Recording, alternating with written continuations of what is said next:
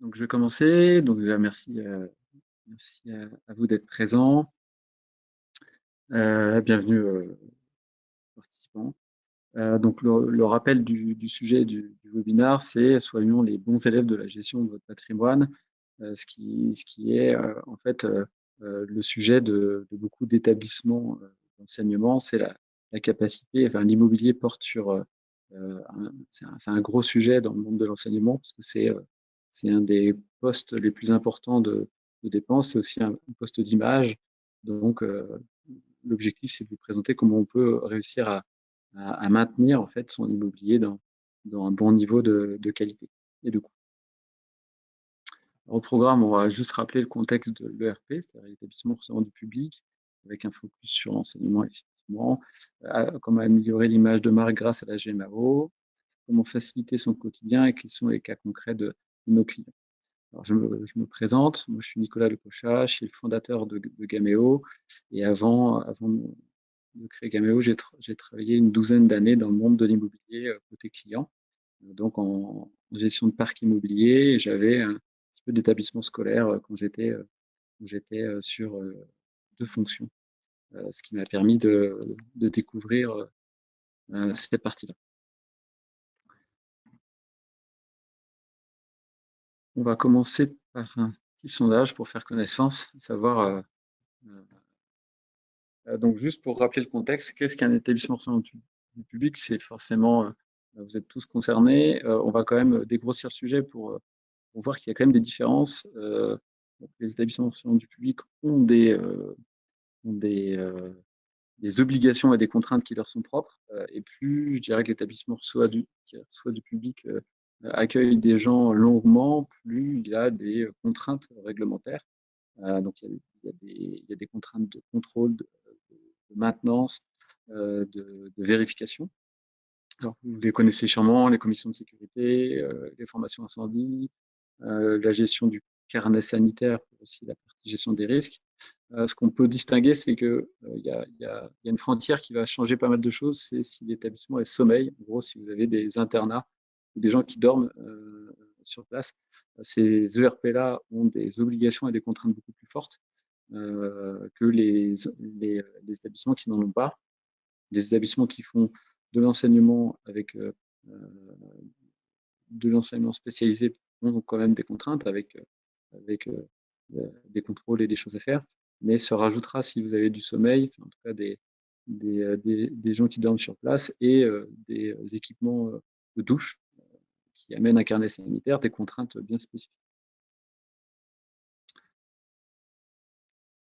Alors pourquoi en fait, on peut améliorer l'image de marque grâce à une GMAO? Pourquoi c'est possible? Bah, en fait, ce qu'on constate, c'est qu'on a quand même une course à la réputation entre établissements, entre catégories d'établissements, et que bah, le classement des meilleures écoles, effectivement, ça joue sur forcément le programme pédagogique, mais pas seulement. Les conditions aujourd'hui d'accueil des étudiants, les conditions immobilières sont quand même regardées et font partie, je dirais, du package de ce qu'un étudiant vient chercher. On peut même dire que l'immobilier, c'est quand même l'image de marque principale qui est renvoyée tous les jours physiquement aux étudiants et même au monde extérieur. Et celui-là, bah, en fait, chaque jour, les étudiants viennent dans l'immobilier, viennent dans les classes, viennent dans les espaces communs. Et même si il y a une différence, je dirais, parce que l'enseignement est bon, si vous n'avez pas un immobilier qui est bon, tous les jours, il va quand même s'en apercevoir et il va le vivre au quotidien. Donc, l'immobilier, c'est une vraie image de marque parce que c'est ce que l'étudiant voit tous les jours et c'est ce qu'il voit d'ailleurs en premier, en général. Si vous avez un immobilier qui est qualitatif et qui répond aujourd'hui à des demandes qui sont plus de matériel, des espaces communs, des espaces modulaires, des espaces pour pouvoir s'isoler et des espaces collaboratifs, on a aujourd'hui des espaces de vie même qui sont demandés. Bah, plus vous avez cette qualité d'espace, plus vous avez des équipements modernes qui sont mis à disposition des étudiants, plus vous avez une qualité d'établissement et vous êtes, je dirais, reconnu par les étudiants, mais aussi par le monde professionnel comme étant un établissement de haut niveau ou avec des bonnes capacités. Le pendant de ça, c'est que d'un point de vue financier, mettre en place toutes ces bonnes pratiques et mettre en place tout ça, oui, ça participe à l'image de marque, mais vous avez aussi des coûts et des investissements qui sont nécessaires et qu'il faut maîtriser. Donc, on voit bien que l'image de marque, elle est liée forcément à des capacités financières, mais elle est liée aussi à des capacités d'investir et de maintenir. On voit beaucoup d'établissements, et je pense que vous avez tous l'image de l'établissement qui a créé un bâtiment moderne tout neuf et qui, au bout de 5-10 ans, l'établissement est dégradé ou l'investissement s'est dégradé. Et du coup, ça s'en ressent dans la qualité perçue des étudiants. Et ça, c'est dommage. Donc, ce qu'on peut faire, c'est mettre en place une politique ou une pratique pour essayer de mieux optimiser ça et de mieux piloter ça. Ça vous permettra d'avoir une image de marque meilleure. Et forcément, qui dit meilleure image de marque, c'est course à la réputation, hausse des demandes d'inscription et forcément meilleur, je dirais, remplissage, en tout cas de l'établissement ou des cursus. En fait, ce qu'on doit construire quand on est quand on gère des établissements et qu'on a envie d'avoir une stratégie immobilière, je dirais, pérenne dans le temps, c'est de construire justement une stratégie immobilière. Souvent, on voit trop d'établissements qui n'ont pas vraiment de stratégie et qui y vont, je dirais, plutôt par priorité ou par urgence. Mais l'étape intéressante, c'est de construire une stratégie. La première stratégie, c'est la connaissance et la description du parc immobilier, la maîtrise du parc immobilier. En gros, j'ai besoin de savoir, quand je gère l'immobilier, qu'est-ce que je gère? J'ai combien de sites, j'ai combien de bâtiments, ils sont sur quelle typologie d'URP, quelle volumétrie de mètres carrés, est-ce qu'il y a le nombre d'étages, le nombre de pièces, les équipements, la volumétrie. Pourquoi j'ai besoin de tout ça? C'est parce qu'au final, c'est quand je gère l'immobilier, je gère du volume et je gère aussi des catégories de problématiques ou des catégories de structures. J'ai besoin de le savoir, j'ai besoin de le maîtriser. C'est pas la même chose si j'ai 1, 10 ou 20 bâtiments sur plusieurs sites, si il fait 1000 mètres carrés ou 10 000, si j'ai de l'hébergement ou j'en ai pas. Donc la première chose, c'est maîtriser et connaître ce parc immobilier. L'étape 2, mettre en place un suivi réglementaire et de gestion des risques. Nous, on préconise une stratégie qui est d'y aller par étapes. Il ne faut pas vouloir tout faire en même temps et ne pas dire je veux tout optimiser au début. En général, construire bloc par bloc et y aller par étapes. La première, c'est de connaître son parc, connaître et le maîtriser. La deuxième, c'est gérer les risques. Les risques, c'est le carnet sanitaire, c'est le registre incendie, c'est les contrôles réglementaires. Donc, ça passe déjà par le pilotage du préventif, le pilotage du correctif, parce que le préventif peut amener du correctif. Il y a des réserves, il y a des maintenances qui ne se passent pas bien, il faut repasser.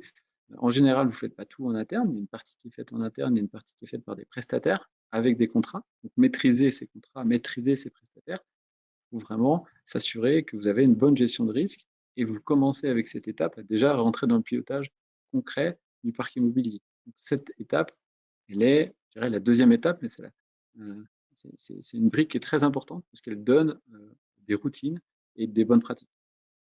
Une fois qu'on a franchi cette étape, on va être sur une troisième étape qui est plutôt un suivi global de la partie maintenance.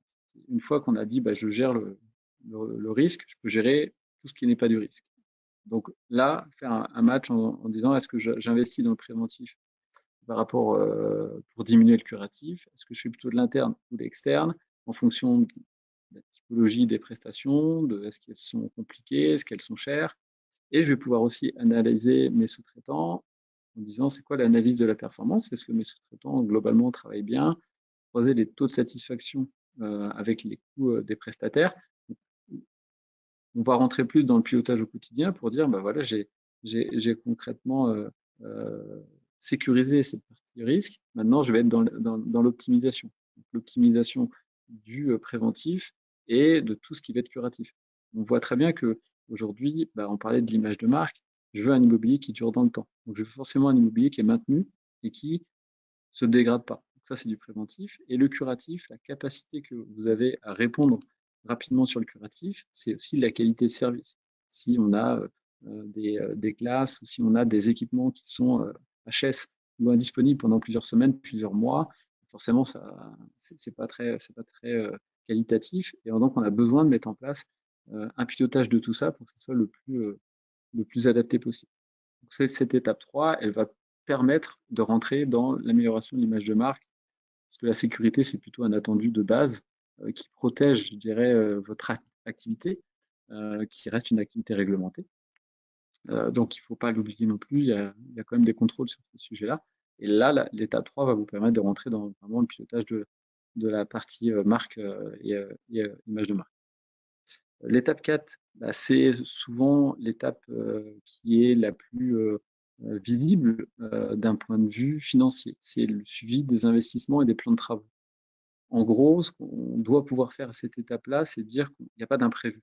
On doit programmer les plans de travaux dans le temps, maîtriser son immobilier en se disant je maîtrise mon immobilier, je sais dans quel état il est, je sais quels sont mes projets pédagogiques, donc je connais mes besoins, je connais aussi mes projets d'évolution du parc, et puis je connais aussi l'état de mon parc. Donc je peux avoir des renouvellements de centres à incendie, je peux avoir une toiture terrasse qui est à refaire. L'objectif du suivi des investissements et des travaux, c'est de ne rien oublier, pour pouvoir provisionner ça dans les budgets et travailler avec une direction financière main dans la main pour éviter les surprises, pour éviter les mauvaises surprises et du coup l'urgence, ce qui joue aussi sur l'image de marque, et puis rationaliser les dépenses. C'est pas la même chose si vous faites un changement de chaudière dans l'urgence en plein hiver ou si vous la programmez pour l'année d'après, vous la changez durant l'été, vous n'aurez pas du tout les mêmes capacités de négociation et les mêmes prix. Donc, le fait de rentrer dans cette étape-là va vous permettre de rentrer dans une partie financière très très forte et aussi d'améliorer, là encore, la qualité de l'image de marque parce que vous allez pouvoir programmer des investissements pour améliorer les conditions d'accueil, les conditions de travail aussi pour les salariés. L'étape 5, c'est forcément le suivi des budgets. Une fois que je maîtrise mes coûts de préventif, parce que j'ai des contrats, mes coûts de curatif, parce que je pilote mon curatif et que je prévois mes investissements, bah, j'ai une capacité de mieux maîtriser mes coûts, mes budgets et donc mon coût global immobilier qui va pouvoir ressortir. Vous pouvez faire des ratios, mais vous pouvez aussi bien anticiper avec la direction financière des possibilités d'améliorer. C'est souvent dans les rénovations ou les constructions de nouveaux bâtiments, on va regarder combien coûte l'exploitation d'un bâtiment actuel et combien on peut essayer de faire différemment sur les futurs bâtiments. On investit des sommes d'argent, c'est possible des fois pour faire baisser les coûts d'exploitation. Ça, c'est des optimisations qu'on peut chercher une fois qu'on a fait toutes les étapes. On ne peut pas faire cette étape-là si vous ne maîtrisez pas la gestion des risques, si vous ne savez pas combien c'est votre volume de curatif, si vous n'avez pas programmé vos investissements, très compliqué d'aller commencer à optimiser des budgets dans ces moments-là.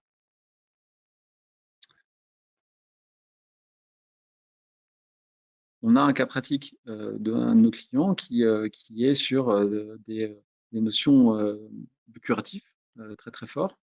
Donc, ce client utilise, là vous voyez une GMAO avec le module d'intervention et vous voyez tout de suite en fait, vous avez un tableau avec l'ensemble des interventions, vous avez une intervention.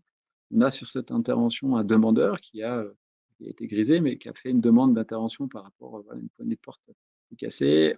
On sait que la demande a été demandée le 28, elle a été traitée le 30. On a les statuts, les différents statuts. Alors, il n'a pas rajouté un coût, mais il aurait pu mettre un coût. Cette capacité pour un client de pouvoir tracer tout ce qui s'est passé, de pouvoir prioriser tout son curatif, de pouvoir répondre aux priorités et maîtriser ses coûts, voilà. Ce client aujourd'hui utilise le module d'intervention tous les jours. Il peut, je dirais, adresser l'ensemble de ses tâches à une équipe, aussi dispatcher, je dirais, le travail à son équipe et mieux être plus réactif. Il peut utiliser les QR codes pour mettre ces QR codes dans l'ensemble du bâtiment et permettre à tout le monde de déclarer des problématiques quand il y en a, ce qui permet aussi d'amener de la réactivité et d'amener aussi de la communication avec les étudiants. Et puis, il a un projet de construction, mieux le programmer ou mieux le maîtriser, ses contrats aussi, puisque c'était une volonté de vouloir mieux optimiser la partie contrat. Donc, suivi du curatif, suivi des contrats, suivi des projets. C'était un des besoins de ce client qui, aujourd'hui, dans le monde de l'éducation, pilote maintenant ces établissements avec notre solution et qui a plus de visibilité sur ce qui se passe.